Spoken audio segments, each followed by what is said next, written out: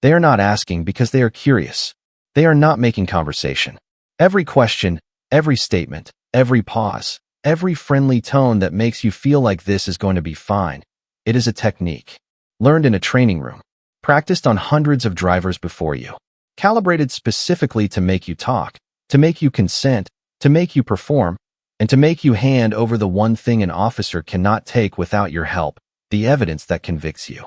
The most sophisticated legal trap ever designed for ordinary people does not happen in a courtroom.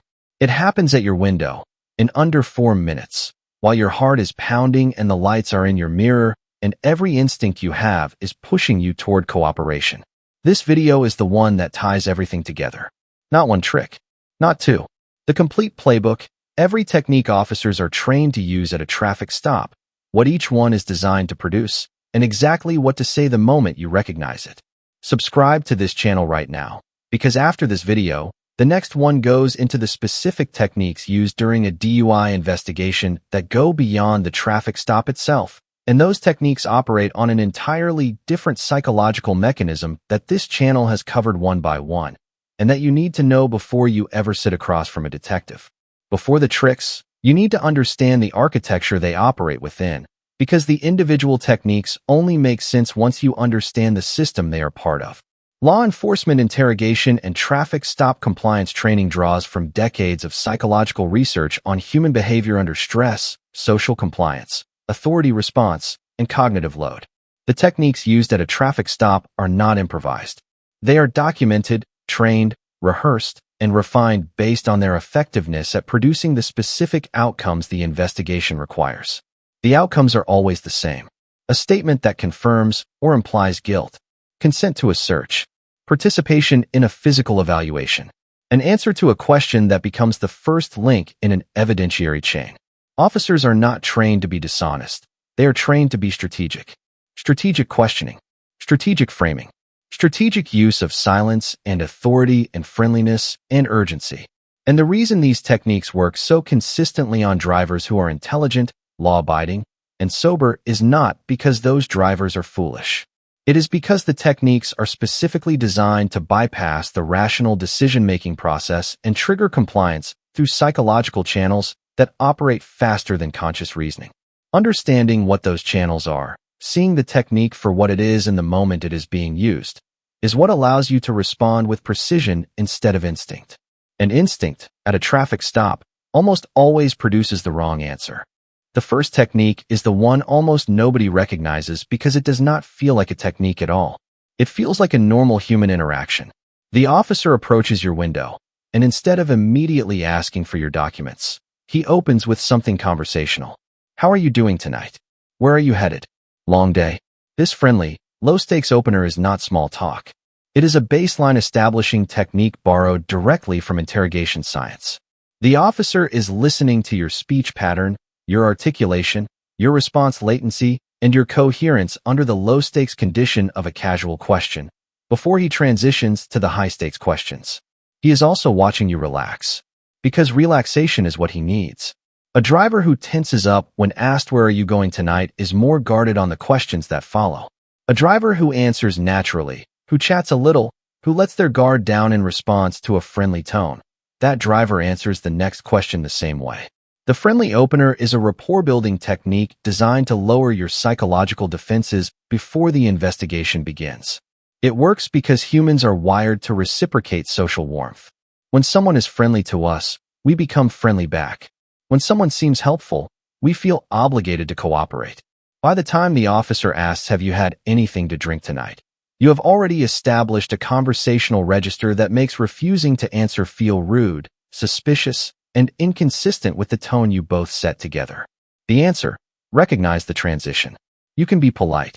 You can be respectful.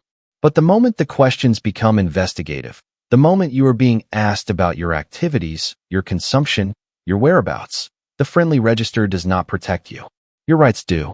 The second technique is one of the most consistently effective tools in roadside questioning, and it works because most drivers do not realize the question has already assumed the answer. The assumed guilt question is framed not as did you, but as how much. Not have you been drinking, but how much have you had to drink tonight? Not do you have anything in the car, but what do you have in the car? Not were you speeding, but how fast were you going? The question bypasses the binary yes or no moment entirely and drops the driver directly into a conversation about degree. And because the question assumes the presence of the thing, the drinking, the contraband, the speed, the driver's instinctive response is to correct the assumption rather than challenge its premise. I only had one beer. There is nothing in the car. I was not going that fast. Every one of those corrections is an answer to a question the driver should have refused. The one beer response is an admission of alcohol consumption that did not exist in the record before that sentence. The nothing in the car response is a statement that, if proven incorrect by a subsequent search, becomes a false statement to law enforcement. The I was not going that fast response is an implicit acknowledgement of some speed above the limit. The assume guilt framing is designed to make the driver defend a degree rather than assert a right. And it works because defending a degree feels more honest than silence.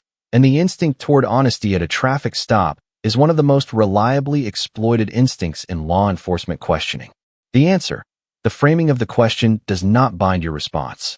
How much have you had to drink is an investigative question. Invoke the Fifth Amendment regardless of how it was framed.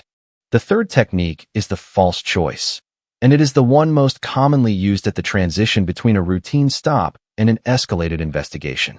The false choice presents two options as though they are the only two available, when in reality neither option is legally required and a third option exists that the officer has deliberately omitted. The most common version, you can either do these tests and we can resolve this quickly, or I can arrest you right now.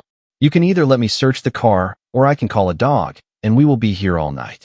You can either answer my questions now, or this gets a lot more complicated.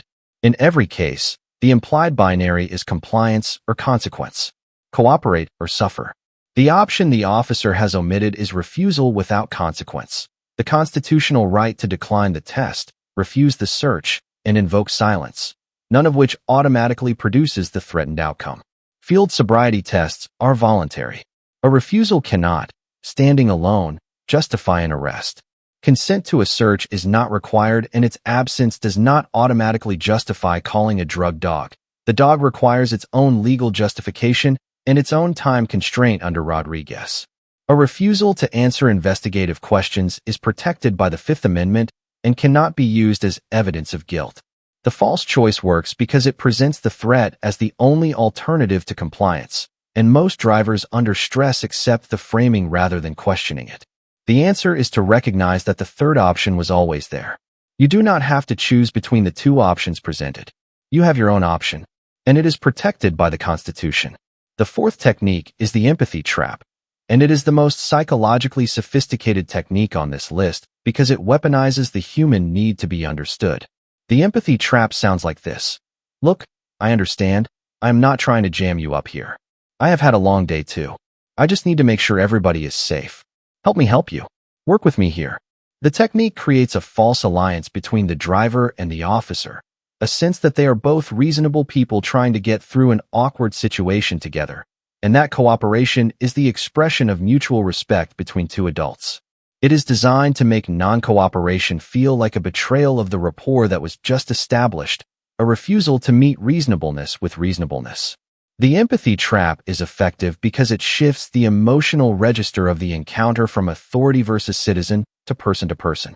And person to person, we are trained by every social interaction of our lives to respond to warmth with warmth, to openness with openness, to apparent good faith with apparent good faith. The driver who has been met with what feels like genuine understanding finds it almost physically difficult to say no. Because saying no to someone who seems to be trying to help you feels ungrateful, suspicious, and uncooperative in ways that compliance to a cold authority figure does not. The answer, the officer's tone does not change the legal landscape. A friendly request for a search is still a request you are entitled to refuse. A sympathetic question about your drinking is still an investigative question protected by the Fifth Amendment. The warmth is real. The alliance is not. Respond to the legal reality, not the emotional register. The fifth technique is minimization, and it is the one used most effectively right before a driver consents to something they should not. Minimization makes the thing being asked for sound insignificant, low stakes, and obviously the reasonable response of any innocent person. It is just a quick search of the vehicle. It will only take a few minutes.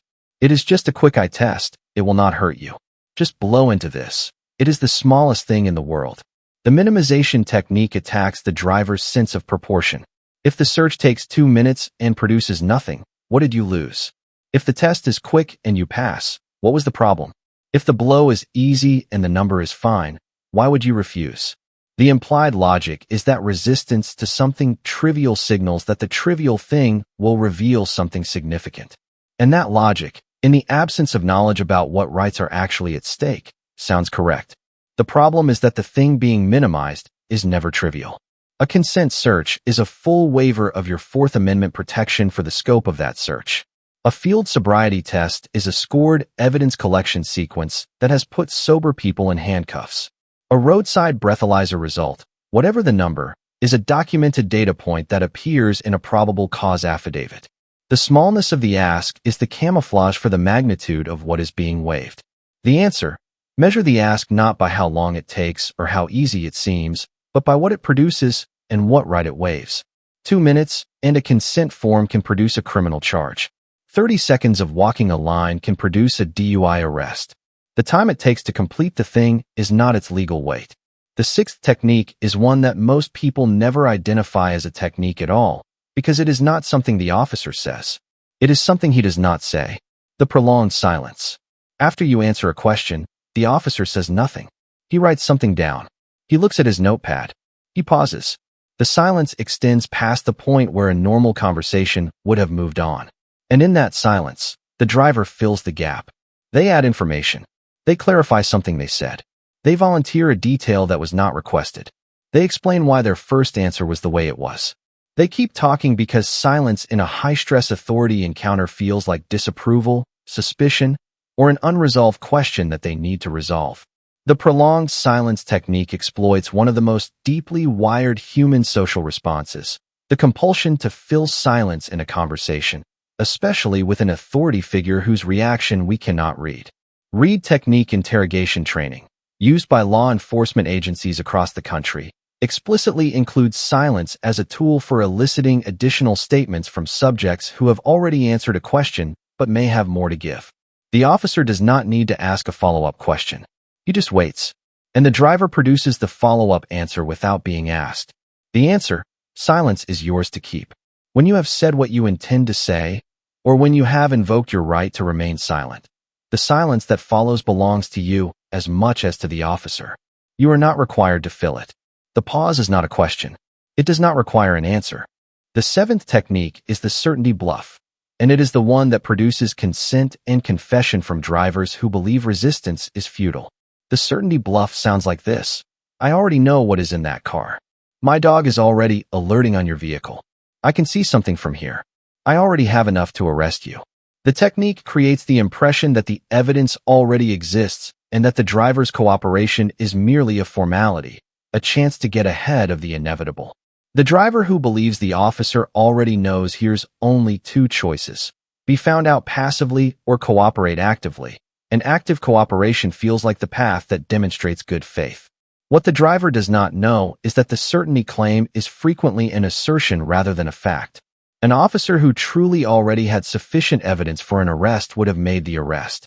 A request for consent to search is, in most cases, an acknowledgement that independent probable cause does not exist, because if it did, the search would proceed without asking. The request for cooperation is the tell that cooperation is needed because the independent basis is insufficient. The certainty bluff works because drivers cannot verify the claim in the moment. They hear "I already know" and they believe it. The answer: the officer's claim of existing evidence does not change your legal position. If he already has the evidence, the search and the arrest will proceed on their own legal justification. Your cooperation is not what produces the outcome in that scenario. Your cooperation is what produces the outcome in the scenario where the evidence does not yet exist. Consent to search only matters when independent probable cause is absent. That is the only time it is ever requested. The eighth technique is the inventory pretext, and it is the one most commonly used to transform a traffic stop into a warrantless vehicle search without any of the constitutional requirements of a traditional search. The inventory pretext sounds like this: I am going to have your car towed, And before we do that, we have to do an inventory of the contents for your protection. The inventory search doctrine, established in South Dakota versus Opperman, permits law enforcement to conduct a warrantless examination of an impounded vehicle's contents pursuant to standardized departmental procedures. It does not require probable cause. It does not require a warrant. It does not require consent. And it produces the same result as a full evidence search. Everything in the vehicle is documented, and everything found is admissible. The inventory pretext is the technique of ordering an impound for a reason that is legally thin or pretextual, a minor violation, a community caretaking rationale that barely qualifies, specifically to access the inventory exception and search the vehicle without the constitutional requirements that a traditional search would demand. Courts have addressed pretextual impoundments in United States versus Duguay and related decisions, holding that impoundments ordered primarily to search a vehicle rather than for a genuine caretaking purpose are constitutionally suspect. But the challenge to a pretextual impound happens in a courtroom, not at the roadside, which is why the on-camera record you create before the tow is so critical. The answer: state your non-consent to the impound. Ask for the specific legal basis. Request the opportunity to make alternative arrangements. Put every one of those requests on the record before the tow truck hooks up, because that record is the foundation of the suppression motion that can void everything the inventory produced. The ninth technique is the good cop reset, and it is the one used when an initial approach has not produced cooperation. A second officer arrives, or the original officer changes his tone entirely. The previous approach, whether it was authority, pressure, or urgency, is abandoned. The new approach is empathetic, calm, and collaborative. The reset is designed to create the impression that the difficult part is over, that the driver has demonstrated some resistance and can now relax, and that this new tone represents the officer's true disposition. The driver who was tense during the pressure phase often releases tension in response to the warmer approach, and releases it precisely at the moment the questioning resumes. The good cop reset is effective because humans naturally lower their guard when perceived threat decreases. The contrast between the harder approach and the softer approach makes the softer approach feel genuinely safe, when in reality it is simply a different technique aimed at the same outcome. The answer: the technique has changed. The legal landscape has not. A friendly tone does not change what the question is designed to produce. A shift in emotional register does not alter what rights apply. Whether the officer is warm or cold, the investigative question is still an investigative question. Whether the approach is sympathetic or authoritative, your non-consent is still your non-consent. The tone of the encounter does not determine the words of your response. The legal nature of what is being asked does. The 10th technique is the one that closes the trap after every other technique has softened the target. Incremental consent. It works by asking for small agreements before asking for the significant one. Can you pull forward a little for me? Can you step to the back of the vehicle? Can you just keep your hands where I can see them? Can you turn around for me? Each small request is reasonable. Each compliance feels like nothing. And with each compliance, two things happen simultaneously.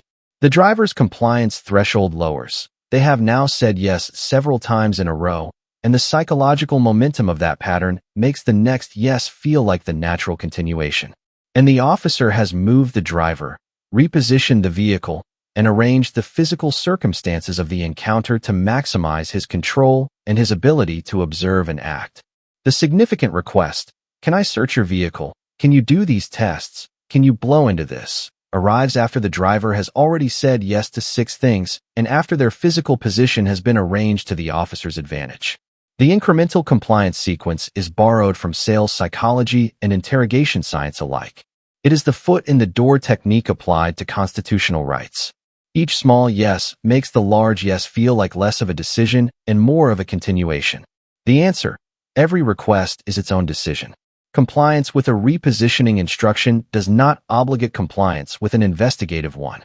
Saying yes to step to the back of the vehicle does not mean yes to "Can I search your car?" Each ask is evaluated on its own legal merits. The sequence does not bind you. Each moment is a fresh decision. Here is what ties every technique on this list together, and it is the reason one set of words, deployed calmly and precisely, shuts down the entire playbook simultaneously. Every technique on this list is designed to produce one of 4 outcomes. A statement that can be used as evidence. Consent to a search. Participation in a physical or chemical evaluation. Compliance with a detention that was not legally justified. One response covers all four. The moment you recognize that an investigative sequence has begun, the moment the questions shift from identification to behavior, from documents to destinations, from routine to investigation, you respond. Officer, I am invoking my Fifth Amendment right to remain silent. I do not consent to any searches. Am I being detained, or am I free to go? Say it once. Say it without aggression.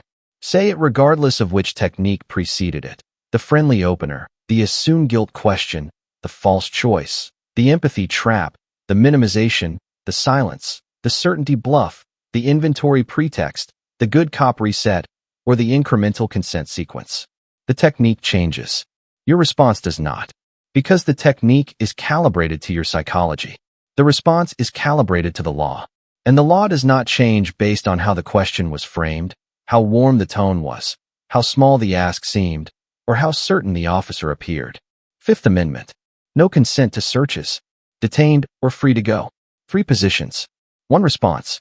Every trick in the playbook addressed. So here are the exact words for each stage of the encounter, because recognizing a technique is only useful if you know what to replace it with. When the friendly opener transitions to an investigative question, Officer, I am invoking my Fifth Amendment right to remain silent. I do not consent to any searches. Am I being detained, or am I free to go? When the assume guilt question arrives in any form, Officer, I am invoking my Fifth Amendment right to remain silent and will not answer that question without my attorney present. When the false choice is presented, Officer, I respectfully decline to perform any tests or evaluations, and I do not consent to any searches. Those are my only choices, and I am exercising them. When the minimization technique is used to request a search, Officer, I do not consent to any search of my vehicle or my person regardless of how long it takes. When the certainty bluff is deployed, Officer, if you have sufficient legal basis to conduct a search, please proceed on that basis. I do not consent. When the impound pretext appears, Officer, I do not consent to the impoundment of my vehicle. On what specific legal basis are you ordering this tow? I am requesting the opportunity to make alternative arrangements. When the incremental consent sequence arrives at the significant request, Officer, I do not consent to that request. Am I free to go, or am I being detained? When the pushback comes in any form from any technique, Officer, I once again invoke my Fifth Amendment right to remain silent, and I will not answer further questions without my attorney present. When handcuffs come out for any reason, I want an attorney. That is the complete response set. One constitutional foundation. Every technique on the list addressed. Nothing left unprotected. The pushback at a tricks-aware stop is different from the pushback at any single-issue stop, because an officer who recognizes that a driver knows the playbook will shift techniques rather than repeat the one that did not work. Knowing the full sequence of possible shifts is what keeps you protected through every transition. If the officer shifts from friendly to authoritative after your first refusal, the tone change is a technique reset. Your response does not change. If the officer introduces a second officer whose tone is noticeably warmer, the good cop reset is in progress. Your response does not change. If the officer makes a small request that seems unrelated to the investigation, an incremental compliance step. Comply with any lawful instruction that does not waive a constitutional right. Decline anything that does. If the officer invokes your family, your job, your record, or anything personal, I am sure you do not want this to affect your job, is an emotional compliance technique. Your response does not change. If the officer says I have done this 1,000 times, I can tell when someone has been drinking, an authority assertion designed to make your denial feel futile. Your response does not change. If the officer says the sooner you cooperate, the sooner you can go, a time pressure technique. Your response does not change. Officer, I once again invoke my Fifth Amendment right to remain silent. I do not consent to any searches, and I am asking whether I am being detained or free to go. If handcuffs come out, I want an attorney. The technique changes every time. The response never does. The body cam is running through every technique, every transition, every tone shift, every silence, every pressure application. And the full recording of a multi-technique stop is among the most revealing footage in any traffic stop prosecution because it shows the sequence of attempts and the sequence of responses. Judges at suppression hearings watch for the moment consent was given, or was it?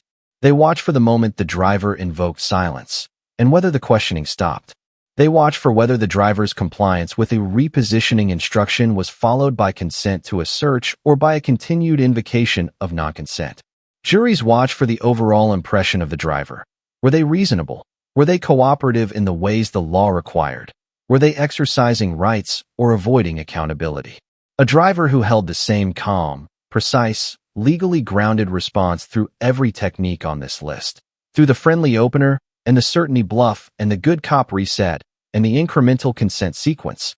That driver on that footage looks like someone who was completely clear about what was happening and completely composed in response to it. Not paranoid, not hostile, informed. The contrast between a sophisticated multi-technique sequence and a driver who responded to each one with the same steady constitutional precision is the most compelling body cam footage a defense attorney can show a jury. It does not look like hiding. It looks like knowing. Memorize these before you close this video. Friendly opener transitions to investigative question. Fifth Amendment, no consent to searches, detained, or free to go. Assume guilt question in any form. Fifth Amendment, no answer without attorney. False choice presented. Decline tests. Decline searches. Those are your choices. Minimization technique for search consent. No consent regardless of scope or duration. Certainty bluff deployed. Proceed on your legal basis. No consent from me. Inventory pretext. No consent to impound. Legal basis required. Alternative arrangements requested. Incremental consent arriving at significant request. No consent. Detained or free. Pushback from any technique in any tone.